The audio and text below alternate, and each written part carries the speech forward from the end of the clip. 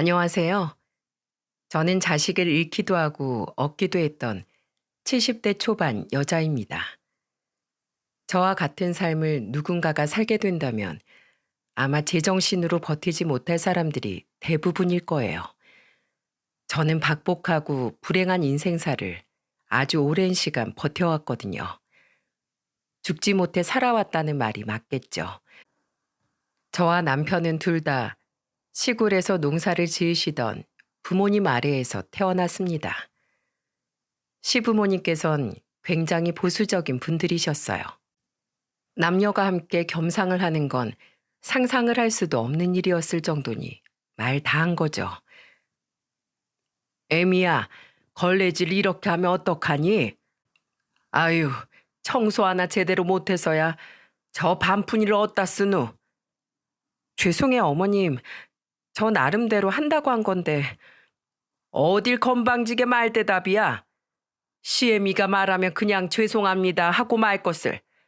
네 부모가 널 그렇게 가르쳤냐? 게다가 시모는 제게 시집살이를 참 모질게 시키셨습니다. 너무 힘들었어요. 하지만 그 시절엔 다 그렇게 참고 사는 거라고 생각해 저는 그저 자식들만 바라보며 모진 시집살이를 견뎠죠. 그리고 제가 그 세월을 견디게 해준 데는 남편의 역할이 컸습니다. 고생했어. 많이 힘들지? 내가 정말 고맙고 미안해. 힘든 와중에 남편의 말 한마디는 제게 정말 큰 힘이 되었죠. 그렇게 세월이 흘렀고 시모는 노안으로 시름시름 앓다가 집에서 조용히 숨을 거두셨어요. 돌아가시기 하루 전 시모가 저를 부르시더니 제 손을 어루만지며 이렇게 말씀하시더군요. 아가, 미안하다. 그동안 내가 너무 못되게 굴었지? 내가 내 시어머니한테 배운 게 그런 것밖에 없어서 그랬다. 며느리 대하는 법을 몰랐어. 그런데 죽을 때가 되니까 이제야 내가 틀렸다는 걸 알겠더구나. 정말 미안하다. 미안해.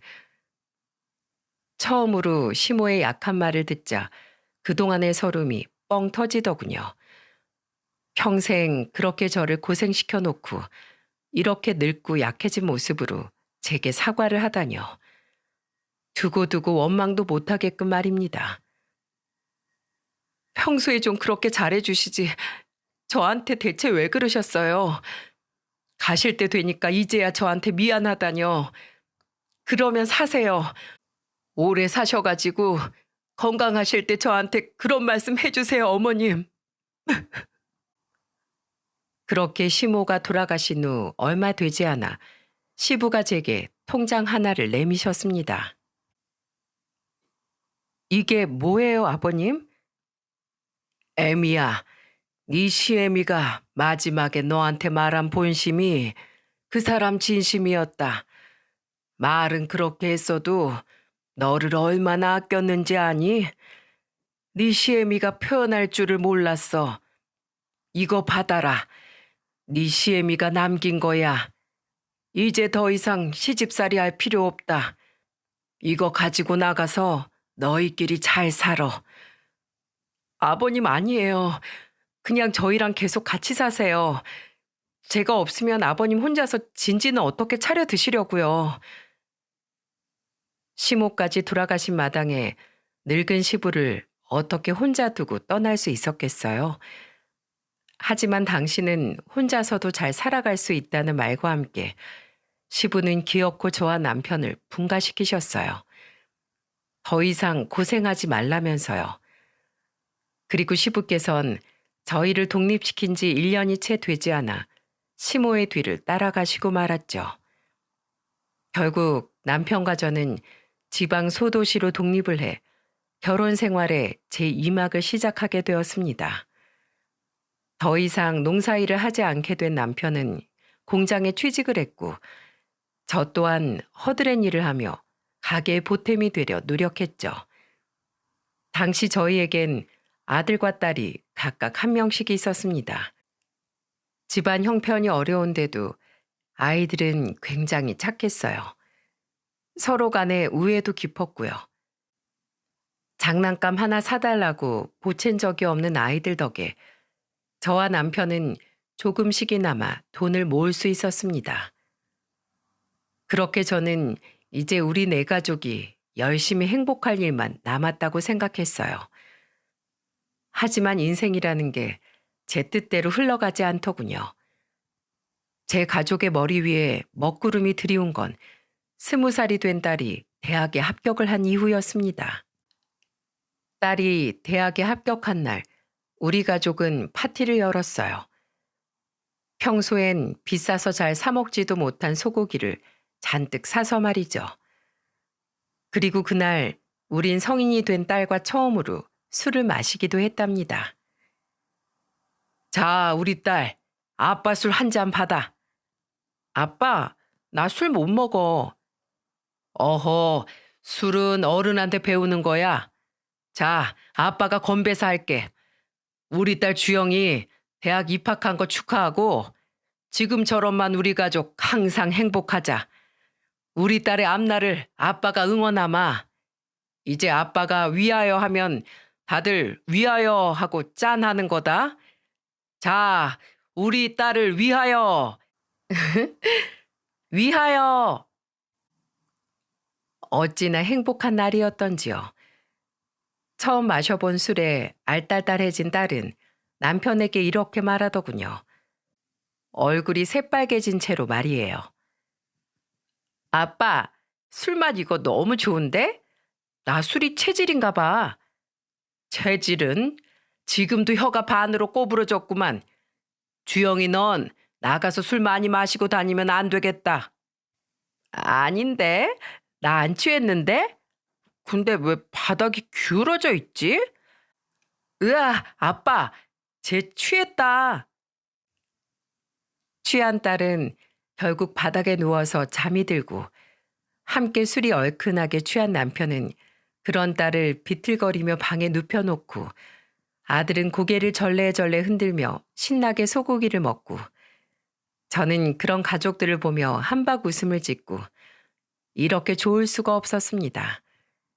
지금도 가끔 그날 가족들의 모습이 꿈에 나오곤 할 정도로 말이죠. 이후 딸은 서울에서 기숙사 생활을 시작했습니다.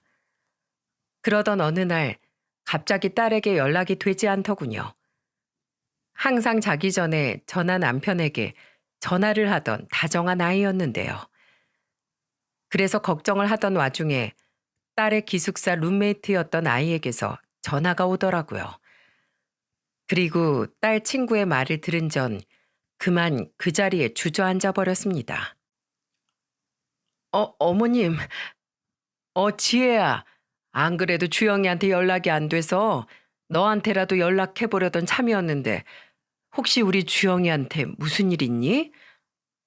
어머님, 주영이가 주영이가 왜? 무슨 일인데 그래? 주영이가 어제 아르바이트 끝나고 집에 오다가 교통사고로 그만. 뭐? 우리 주영이가 어쨌다고?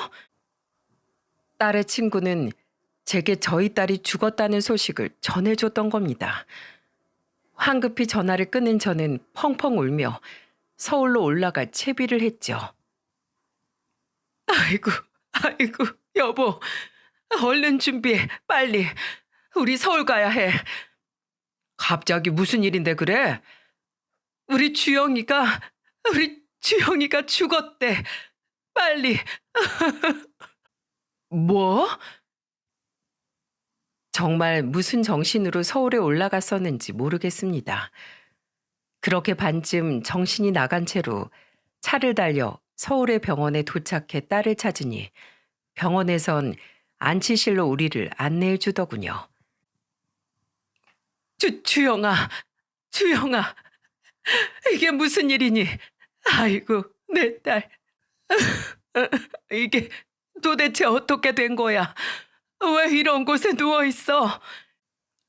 울부짖는 제 옆에서 남편은 망연자실한 얼굴로 바닥에 주저앉아 버리더라고요. 세상 누구보다도 딸을 사랑했던 사람이었으니 그 충격이 오죽했겠습니까?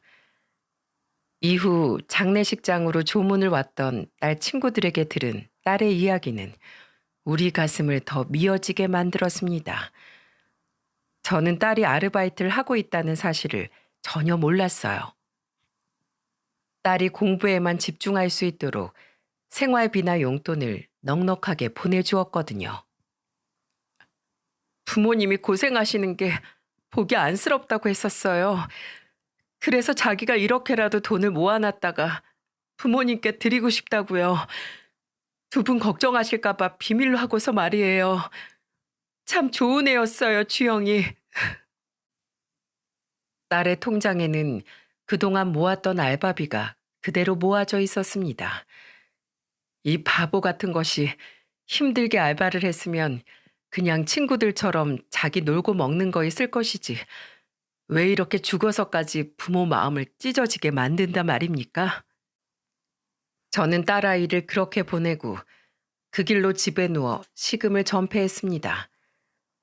남편 또한 회사에 휴가를 내고 방 안에 틀어박혔어요. 먹어도 먹는 것 같지가 않았고 눈을 감아도 잠이 오지 않고 눈물만 하염없이 흘렸습니다. 집안 곳곳에 가득한 딸아이의 흔적 때문에 제대로 삶을 살아내기조차 힘이 들었죠. 그런 우리 부부를 그나마 다시 삶으로 이끌어내 준 건 다름 아닌 아들이었습니다. 엄마, 아빠, 계속 이러면 주영이가 제대로 눈 못 감을 거야. 제발 기운 내. 밥도 좀 먹고. 이러다 엄마, 아빠 둘 다 정말 굶어 죽는다고. 나만 혼자 남겨두고 떠날 생각이야? 나도 주영이 보고 싶어. 그런데 어떡해. 힘들어도 버텨야지. 산 사람은 살아야지. 다 같이 굶어 죽는 게 주영이를 위한 길은 아니잖아. 그때 새삼 느껴지더군요. 마냥 어리게만 봤던 우리 아들이 언제 이렇게 의젓하게 컸는지 말입니다. 아직 어린 아들이 부모인 우리를 일으켜 세우려 노력하는 모습에 그제야 다시 정신이 들기 시작했죠. 이후 우린 다시 힘을 내서 삶을 살아가기 시작했습니다. 아들은 대학을 졸업하고 군대를 다녀온 후 곧바로 대기업 생산직에 취업을 했고 남편과 저는 몇 년 후 어느 정도 모인 돈으로 백반집을 차렸죠. 아들은 28의 나이에 자기처럼 착하고 고운 여자를 만나 결혼을 했습니다. 그리고 떡두꺼비 같은 손주와 손녀 또한 우리에게 안겨주었죠. 그러다 등산을 하던 중 낙상을 하게 된 아들은 결혼한 지 4년 만에 뇌사 상태에 빠지고 말았습니다. 정말이지 이젠 눈물도 나지 않았어요. 그냥 죽고 싶었죠. 하루 종일 멍만 때리며 내가 숨을 쉬고 있는 건지 아닌지도 느껴지지도 않았습니다. 딸을 먼저 보내고 아들까지 시체처럼 누워있으니 사는 게 사는 것 같지 않았죠. 반면 며느리는 현명하고 강단 있는 사람이었어요. 아직 갓난쟁이인 손주 손녀를 데리고 앞으로의 인생이 막막할 법도 하건만 그런 와중에도 며느리는 우리 아들의 생존 의지를 존중해 주었어요. 그이가 평소에 장기 기증에 관심이 많았어요. 특히 애들 낳고 나서는 생명에 대한 경각심이 생겼다고 하더라고요. 어머님, 아버님만 괜찮으시면 이 사람 유지대로 장기를 기증하면 안 될까요? 그러면 이 사람 조금은 마음 편히 떠날 수 있지 않을까요? 저는 마지막인 만큼 그 사람 뜻 존중해주고 싶어요. 그래, 우리 아들이 남들 몸속에서나마 살아 숨 쉴 수 있다면 그렇게 하자꾸나. 그래, 내 아들은 그렇게 착한 애였지. 네가 나보다 낫다. 내 슬픔에만 잠겨있는 나보다 말이야. 먼저 이렇게 이야기해줘서 고맙다, 애미야. 그렇게 제 아들은 4명의 생명에게 새 생명을 안겨주고는 숭고하게 세상을 떠났습니다. 아직 32의 젊은 나이에요. 저와 남편은 소리도 내지 못하고 가슴을 치며 울었어요. 그저 마음속으로 아들에게 작별 인사를 했을 뿐 그 어떤 말도 입 밖으로 나오지 않더군요. 이후 며느리는 아들의 장례를 모두 치른 후 손주와 손녀를 데리고 우리 곁을 떠났습니다. 우리를 보면 아들 생각이 나서 너무 힘들다고요. 그 마음을 알기에 차마 잡을 수가 없었어요. 이후 며느리는 우리와 멀리 떨어진 곳으로 갔지만 한 번씩 전화로 서로 안부를 주고받기도 하고 명절이면 손주, 손녀를 데리고 놀러 오기도 하는 사이로 지냈습니다. 그리고 아들이 죽은 지 6년 후 며느리는 우리에게 마지막 연락을 해오더군요. 어머님, 저 재혼하게 됐어요.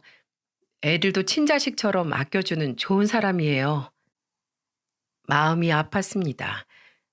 아들은 이미 죽어 과거에 머물러 있는데 며느리와 손주들은 계속해서 현재를 살고 있는 것 같은 생각이 들어서요. 하지만 어쩌겠습니까? 예전 딸이 죽었을 때 아들이 우리에게 했던 말처럼 산 사람은 살아야지요. 저는 며느리에게 그저 축하한다고 말을 해주었죠. 죄송해요, 어머님. 네가 뭐가 죄송하니? 그동안 혼자서 애들 키우느라 고생 많았다. 이제 너도 새 남편한테 기대어서 행복하게 살아. 이렇게 연락 줘서 고맙구나. 잘 살거라. 며느리는 마지막까지 참 착한 사람이었습니다. 잘못한 것도 없는데 뭐가 그렇게 미안했는지 며느리는 전화를 끊기 전까지 연신 울더군요. 저는 그런 며느리를 달래주며 전화를 끊었죠. 그게 마지막이었습니다. 며느리는 더 이상 명절에 찾아오지도 안부 전화를 하지도 않았어요. 새 시댁이 생겼으니 그게 맞는 거겠죠. 이게 인생인 걸 어쩌겠습니까? 아직도 손주 손녀가 보고 싶은 날엔 눈물을 짓곤 하지만 그 애들을 위해서도 앞으로 우리와는 만나지 않는 게 맞다고 생각했어요. 그래서 저와 남편은 아들뿐만이 아닌 며느리와 손주 손녀마저도 가슴에 묻은 채 살아가게 되었습니다. 이후 남편은 가게도 나오지 않고 하루 종일 망연자실한 채 술만 마셔댔습니다. 저 또한 가게를 열고 닫긴 했지만 손님이 없는 시간이면 멍하니 테이블에 앉아 허공을 보며 한숨만 쉬어댔죠. 그렇게 아들이 죽은 지 8개월쯤 지났을 때였어요. 당시 저희 가게엔 20살짜리 여자애가 설거지 알바를 하고 있었죠. 처음 가게 밖에 붙여놓은 설거지 알바 구함이라는 문구를 보고 그 아이가 가게에 들어왔을 때 저는 고등학생인 줄 알았습니다. 그만큼 굉장히 얼굴이 앳돼 보였거든요. 고등학생이니? 아니요. 저 고등학교 졸업하고 지금은 아무것도 안 하고 있어요. 어?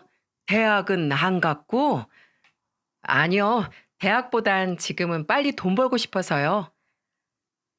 그런데 그 아이의 얼굴이 보면 볼수록 죽은 제 딸과 너무 닮은 겁니다. 이목구비는 조금 달랐지만 단발머리의 체형과 뽀얀 피부색까지 전부 말이죠. 그리고 그 아이는 일도 정말 열심히 했습니다.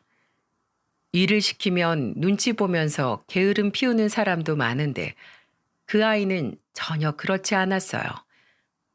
오히려 설거지가 끝나면 시키지 않아도 주방에서 자기가 할 일을 먼저 찾아 하던 아이였죠. 뭐라도 하나 더 챙겨주고 싶을 만큼이요. 그런데 어느 순간 이 아이가 제게 부탁을 하나 하는 겁니다. 사장님, 혹시 이거 반찬 좀 제가 싸가면 안 될까요? 어디 도시락 쌀 일 있니? 제 질문에 아이는 아무 말 못하고 우물쭈물 얼버무리더군요. 저는 그제야 아차 싶었어요. 식비가 없어서 그럴 수도 있는데 제가 눈치 없이 아이를 민망하게 만든 것 같아서요. 그래, 그래. 싸가. 괜찮어. 제가 흔쾌히 허락하자 아이의 표정이 밝아지더군요. 그런데 아이가 반찬을 싸가는 일은 하루로 끝나지 않았어요. 아이는 제 허락을 받은 날부터 일하는 날이면 하루도 빠짐없이 반찬들을 싸가기 시작했습니다. 그런데 그 양이 아무리 봐도 혼자 먹을 양은 아니었어요. 일주일에 6일을 싸가는 거니 한 번 가져가서 여러 날 먹는 것도 아닐 테고요.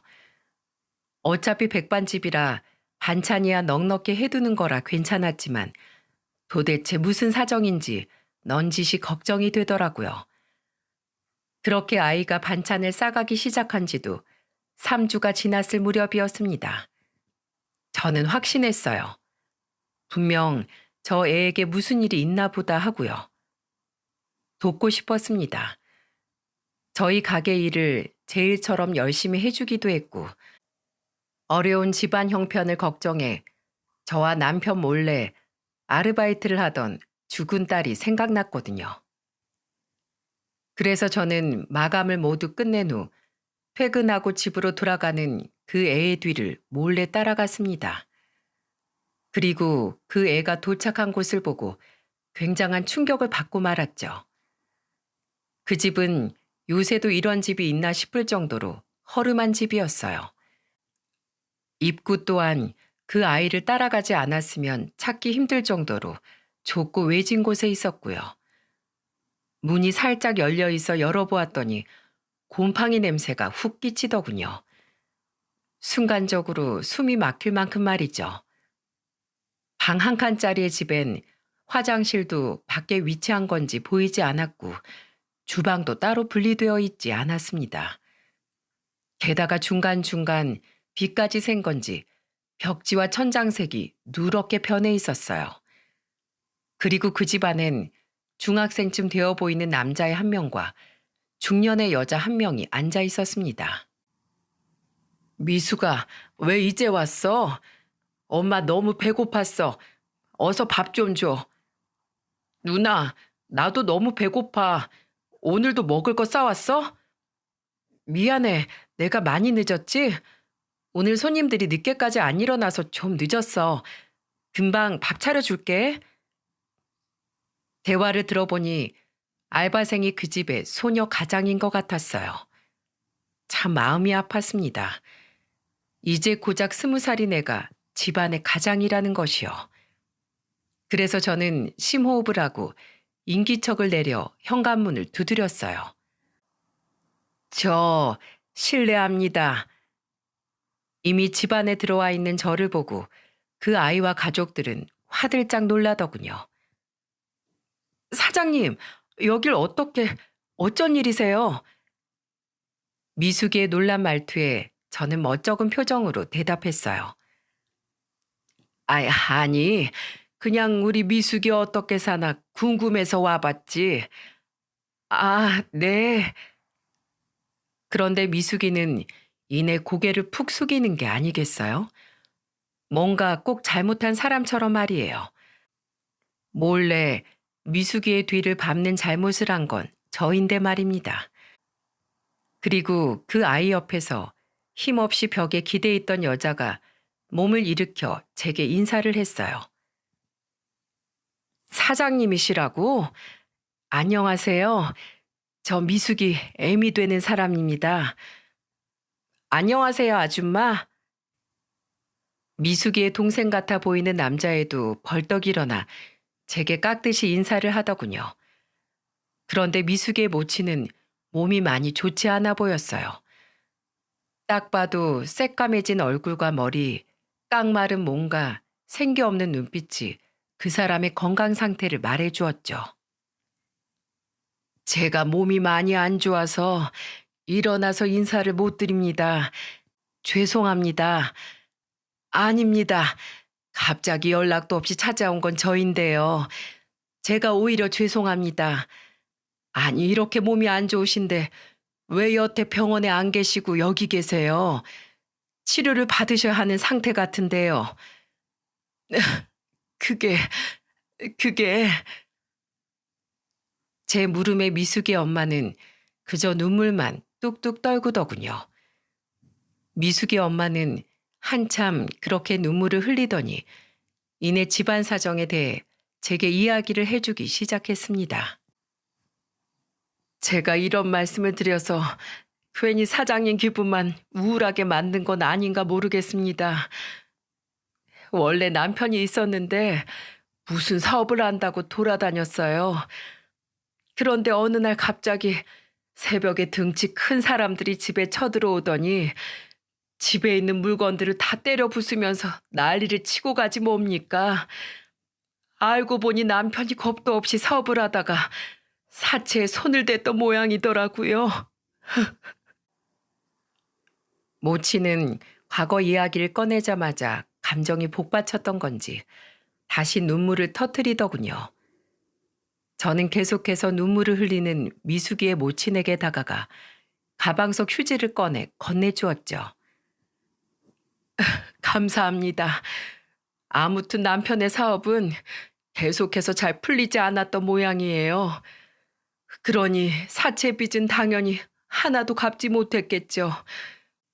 사채꾼들은 몇 번이고 저희 집에 와서 물건들을 다 때려 부수더니 나중엔 결국 우리 가족이 살던 그 집을 빼앗아 갔어요. 우리 네 가족은 순식간에 길거리에 나앉게 된 거죠. 그럼 지금 남편 되시는 분은 어디 계신 건가요? 그게 3년 전에 결국 그 집 근처로 가서 스스로 목숨을 끊었어요. 바보 같은 사람. 얼마나 힘들었으면 가족들을 놔두고 혼자 그렇게 가버렸을까요? 이후 그들은 몇 번의 달새 생활과 노숙 생활 끝에 이 집까지 흘러들어오게 됐다고 하더군요. 들어보니 사정이 너무나도 딱했어요. 제가 자식들을 잃었던 것과 반대로 미숙이는 아빠를 잃었던 겁니다. 게다가 원래도 좋지 않았던 제 몸이 그 고된 일을 겪고 나니 아예 힘들다고 비명을 지르더라고요. 그런데 돈이 없어 병원엔 가지도 못하고 이젠 치료도 할 수 없을 정도로 몸이 엉망인 상황까지 와버렸어요. 딸에게 너무 미안해서 제가 차마 고개를 들지도 못합니다. 그저 집에서 죽는 날만 기다리고 있다는 미숙이 모친의 말에 가슴이 미어졌습니다.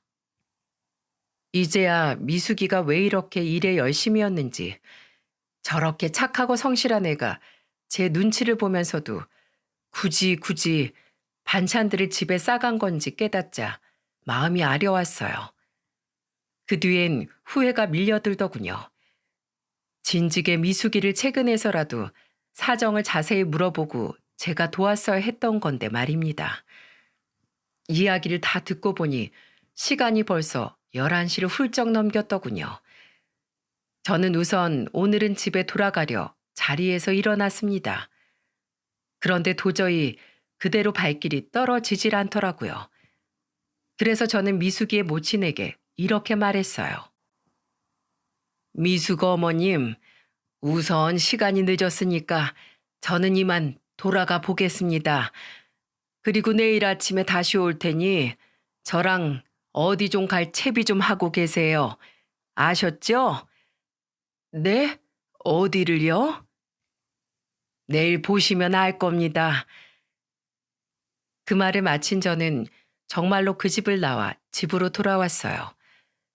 집으로 향하는 길에서도 어찌나 마음이 무겁던지요.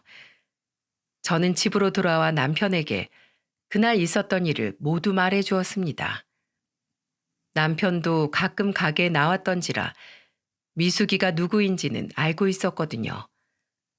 남편도 심성이 착한 사람인지라 미숙이네 이야기를 듣고 참 가슴 아파하더라고요. 저는 그런 남편에게 조심스레 말을 꺼냈습니다. 여보, 우리 미숙이네 세 식구가 살 전셋집이라도 좀 구해줍시다. 사정이 너무 딱하지 않아요? 어차피 우리 다 늙어서 돈 쓸 데도 없고 재산 물려줄 자식도 없는데 자식벌 되는 미숙이라도 그렇게 도와주고 싶어요.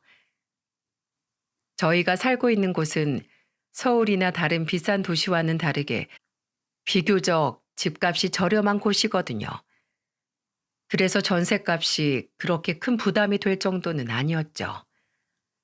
그러니까 제가 그렇게 뭐 대단한 일을 하려고 했던 건 아니라는 겁니다.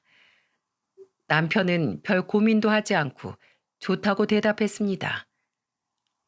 당시 남편은 사실 세상사에 큰 관심이 없었어요. 아들의 죽음 이후로 만사에 대한 의욕을 모두 놓아버렸을 때거든요. 그런 사람이 돈엔들 무슨 욕심이 있었겠습니까? 다음 날 우선 저는 약속대로 미숙이네 집으로 가 미숙이의 모친을 데리고 저희 지역에서 가장 큰 병원으로 갔습니다. 모친은 처음엔 한사코 거절하더군요. 자신은 이미 틀렸으니 자신에게 제 귀한 돈을 쓸 필요가 없다고요. 저는 그런 미숙이의 모친에게 일침을 가했습니다. 어머님, 자식들을 생각하셔야죠. 미숙이 아직 저 어린애가 제 엄마 한번 살려보겠다고 자존심 다 내려놓고 먹을 것까지 제게 부탁해서 싸다 날랐던 걸 보세요. 아버지도 허망하게 보냈는데 어머님이 돌아가시는 것마저 손 놓고 보고만 있게 될 애들은 무슨 잘못입니까? 그게 무슨 애들 가슴에 평생 상처 남길 짓이냐고요. 잔말 말고 저랑 갑시다 병원. 아셨죠? 제가 아이들을 들먹이자 미숙의 모친은 그제야 못 이긴 척 저를 따라 나서더군요. 하지만 어떻게든 미숙의 모친을 살리려던 제 마음과는 달리 의사의 말은 참담했습니다. 미숙이 모친의 말처럼 이미 손을 쓸 수 없을 정도로 몸이 많이 망가져 있다고 하더라고요. 이거 너무 어려울 것 같은데요. 장기들이 이미 거의 다 제 기능을 못하고 있어요. 지금 치료를 하더라도 살 날을 조금이나마 늘려보려는 노력일 뿐 아마 채 1년을 넘기지 못할 것 같다며 의사가 미안한 표정을 지었어요. 미숙의 모친은 이미 결과를 예상했다는 듯 덤덤한 표정으로 진료실을 나왔습니다. 오히려 당사자인 미숙의 모친보다 제 표정이 훨씬 더 어두워졌죠. 상심하실 필요 없습니다, 사장님. 그래도 이렇게 제 상태를 정확히 들으니 차라리 속이 후련하네요. 데려와 주셔서 정말 감사합니다. 그래도 우리 포기하지 맙시다. 우선 어머님, 제가 요양병원을 좀 알아볼게요. 비용은 제가 낼 테니 걱정하지 마시고요. 괜찮습니다. 생판남인 사장님께 그렇게 폐를 끼칠 순 없어요. 저도 괜찮습니다. 남편도 저도 더 이상 돈 쓸 것도 없고 이승에 미련도 없습니다. 저희 돈을 마냥 은행에 묻어두고 가는 것보다 이렇게 필요한 사람에게 쓰는 게 우리에게도 훨씬 가치가 있어요. 그러니 부담 갖지 말고 제 도움 받아주셨으면 좋겠습니다. 하지만 결국 미숙의 모친은 제 제안을 거절했죠. 사장님, 저는 제 남은 생을 병원에서 마감하고 싶진 않아요. 남은 시간은 조금 힘들더라도 제 아이들과 함께하고 싶습니다. 그렇게까지 말하는데 제가 뭐라고 계속 고집을 부리겠습니까? 저는 그런 미숙이 모친의 마음을 이해하기로 했죠. 그리고 그날 저는 남편에게 양해를 구했던 것처럼 미숙이네 가족이 살 전셋집을 구해 계약을 했어요. 그것도 저희 집에서 아주 가까운 곳에 말이죠. 운이 좋게도 저와 남편이 살던 빌라에 공실이 나왔더군요. 저희 집은 3층이었는데 2층 집에 세입자가 나간 후로 아직 집이 나가지 않았던 상태였어요. 그래서 언제든 입주가 가능한 상태였죠. 잘된 일이라고 생각했습니다. 안 그래도 영 마음이 쓰여서 미숙이를 최대한 가까운 곳에서 지켜보고 싶었거든요. 저는 부동산을 통해 2층 집 주인에게 연락해 최대한 빠른 날짜를 정해 전세 계약을 했습니다. 그리고 출근한 미숙이에게 이 사실을 알렸죠. 미숙아, 부담 갖지 말고 들으렴. 네? 어떤... 아니나 다를까 미숙이는 펄쩍 뛰며 손사래를 치더군요. 집이라뇨. 저는 못 받아요, 사장님. 이미 저희 엄마한테도 그렇게 큰 도움을 주셨는데 제가 무슨 염치로요. 제발 이러지 마세요. 그러고 싶다만 이미 계약을 한 걸 어쩌니? 이대로면 난 계약 기간 2년간 그 집을 그대로 공실로 놔두거나 아니면 계약금 다 날리고 계약을 해지해야 할 텐데 그럼 너무 아깝지 않니? 그러니까 그냥 그 집에 들어와서 살아주렴. 아픈 네 어머니도 지금 사는 집보단 내가 구한 집이 계시기 더 편할 거야. 부탁이구나. 그래야 내 마음이 편할 것 같아. 3일 뒤 결국 미숙이네는 저희 아랫집으로 이사를 오게 되었습니다. 저와 남편 또한 이사를 도왔어요. 미숙이는 용달차를 부를 만한 큰 짐도 딱히 없더군요. 그래서 이사는 반나절 만에 아주 수월하게 끝났습니다. 그리고 이사를 마친 우리 5사람은 바닥에 동그랗게 모여 앉아 짜장면을 시켜 먹었죠. 이후 저는 미숙이와 함께 출퇴근을 하며 가게를 열심히 꾸려나갔습니다. 미숙이는 전보다도 더 열심히 가게 일을 도와줬어요. 저는 그런 미숙이의 월급을 전보다 훨씬 많이 올려주었고요. 그러다 한 번씩 미숙이네 가족을 초대해 식사 대접을 하기도 했죠. 와, 닭볶음탕이다. 아줌마, 저 이거 짱 좋아해요. 아줌마가 미리 누나한테 강연이 좋아하는 거 뭔지 다 물어봤지. 와, 아줌마 진짜 최고. 쌍따봉. 쌍따봉? 그래, 이 아줌마 따봉 따봉 쌍따봉이다. 감사해요, 사장님. 우리 강연이가 이렇게 좋아하는 건 정말 오랜만에 보네요. 엄마인 제가 아픈 이후로는 요리다운 요리도 해주질 못해서요. 별 말씀을요. 우리도 매번 둘이서 조용하게만 먹다가 오랜만에 이렇게 집이 시끌벅적하니 참으로 좋네요. 죽은 딸과 닮은 미숙이와 시간을 보내는 시간이 길어지자 무기력했던 남편도 많이 밝아졌어요. 남편은 그렇게 자주 마시던 술을 점차 줄여나가기 시작했고요. 자라나는 애들한테 술 냄새를 매번 풍겨서야 되겠냐면서요. 그러던 어느 날 제가 미숙이에게 물었습니다. 미숙아, 너도 언제까지 내 식당에서 이렇게 일을 하고만 있을 순 없잖니? 뭔가 하고 싶은 일이나 배우고 싶은 거 있어? 갑작스런 제 질문에 미숙이는 골똘히 고민하다가 이렇게 말하더군요. 저 간호사가 되고 싶어요.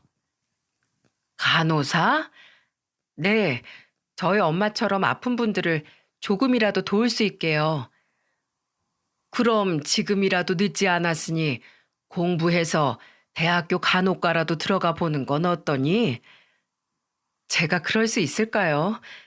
저는 일하느라 공부를 손에서 놓은 지도 오래됐는데요. 간호사는 굉장히 똑똑해야 하는 직업이잖아요. 해보지도 않고 어떻게 하니? 일단 해보고 안 되면 그때 다른 길을 선택해도 되지 않겠어? 공부라는 건 일단 해두면 언제고 쓸모가 있는 거니까 말이야. 미숙이는 제 말에 수긍하는 것 같았어요. 그날 이후 미숙이는 문제집을 사다가 혼자 공부를 시작하더라고요. 아침부터 저녁까지 제 식당에서 일을 하고 새벽까지 혼자 공부를 하는 미숙이를 보니 예전 제 딸아이의 수험생 시절이 떠오르더군요. 그래서 저는 남편과 상의 후 미숙이를 불러다 놓고 이야기했습니다. 미숙아, 우리한테도 딱 너만한 딸이 있었다. 지금은 세상에 없지만 말이야. 그래서 널 보는 우리 마음이 부모의 마음과도 같구나. 그래서 말인데 아저씨가 다시 식당에 나와 함께 일을 하기로 했으니 너는 더 이상 나오지 않아도 된단다. 자, 여기 이거 받아라. 저는 미숙이에게 통장을 내밀었습니다. 그 돈은 바로 죽은 딸아이가 알바를 하며 모아놨던 돈에 저희의 돈을 보태 넣은 예금 통장이었어요. 딸아이가 죽은 후로 차마 그 돈을 쓸 수가 없었거든요. 사장님, 이건 2천만 원이야. 넉넉하진 않겠지만 그거 가지고 재수학원에 등록해서 공부하는 데 쓰거라. 간호대 가고 싶다며 남은 돈은 너희 집 생활비로 쓰고 혹여 거절할 생각 마라. 그냥 주는 거 아니니까.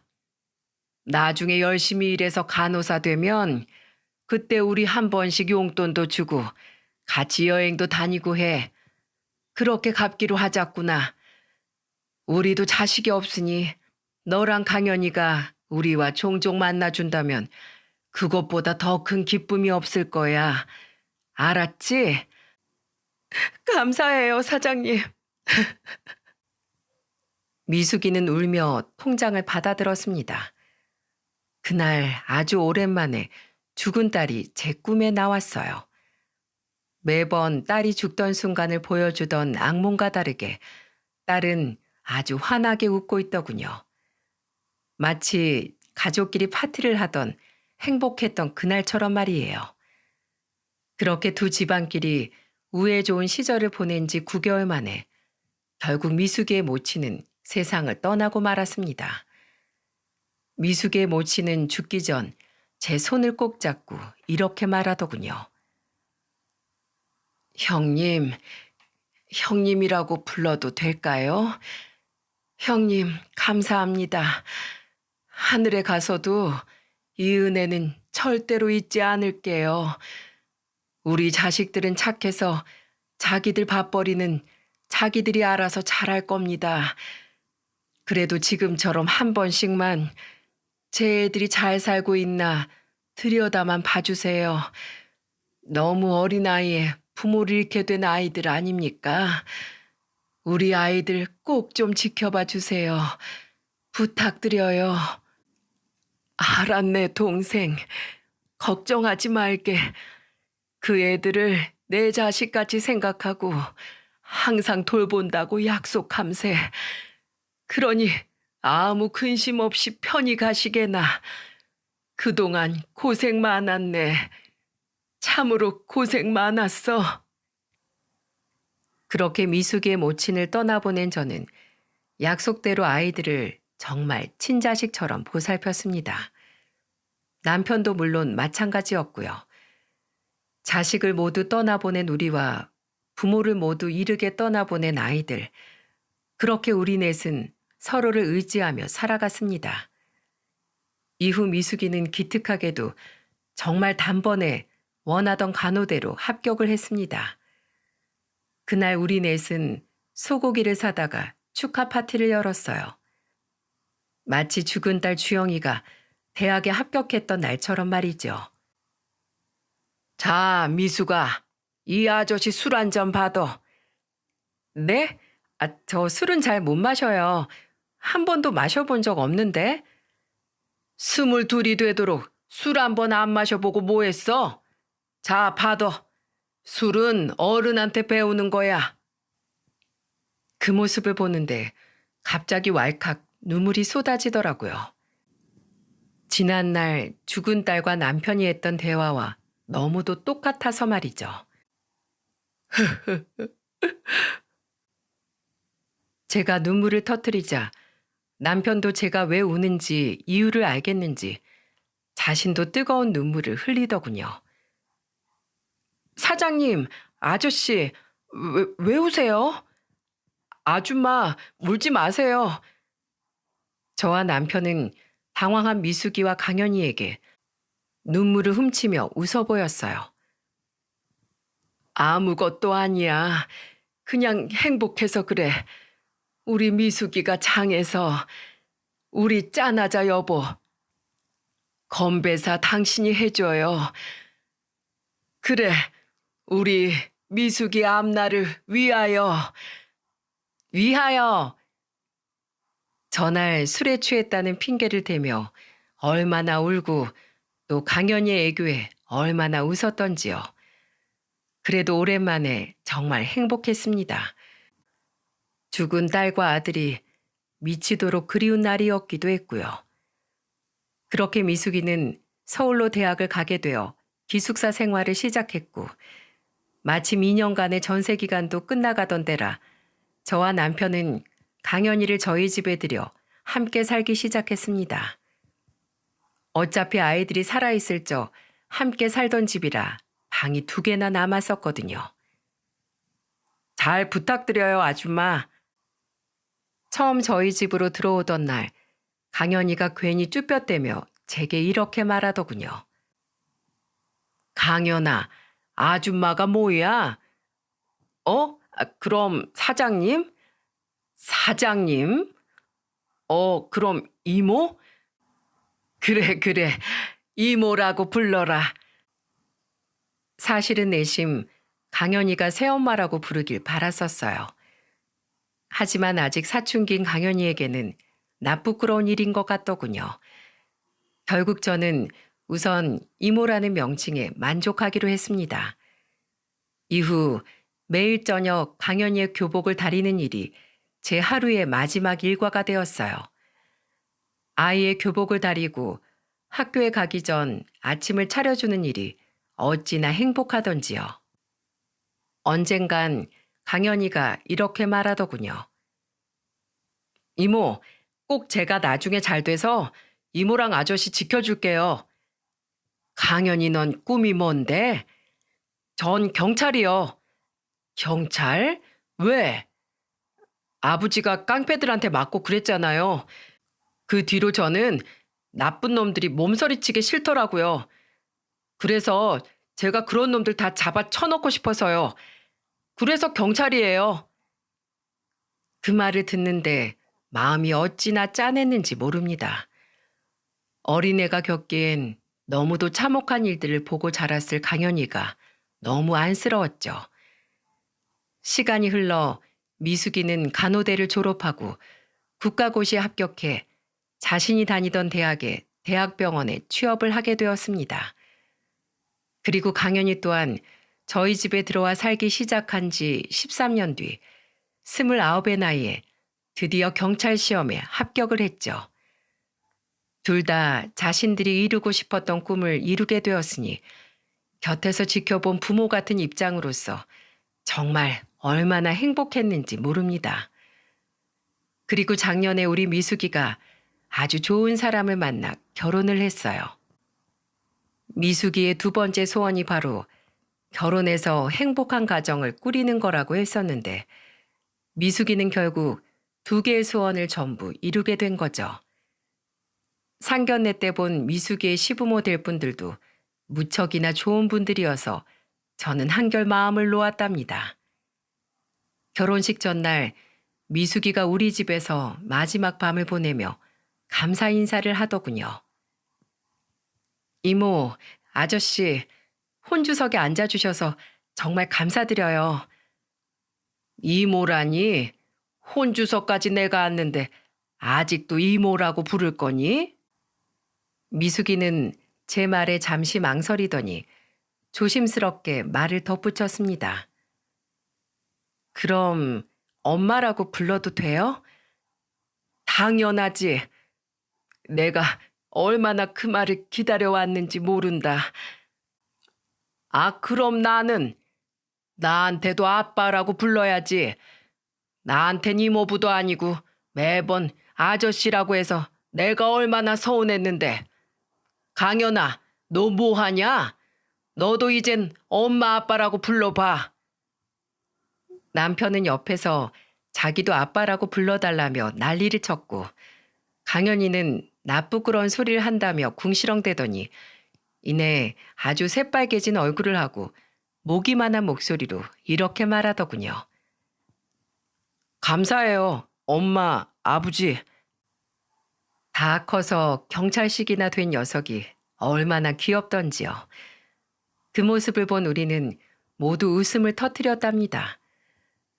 그리고 미숙이는 우리에게 통장 하나를 내밀었어요. 엄마, 아빠, 이거 받아주세요. 이게 뭐니? 통장에는 글쎄 2천만 원이라는 커다란 액수가 찍혀 있지 않겠어요? 예전에 저한테 빌려주셨던 돈 이제라도 갚고 싶어요.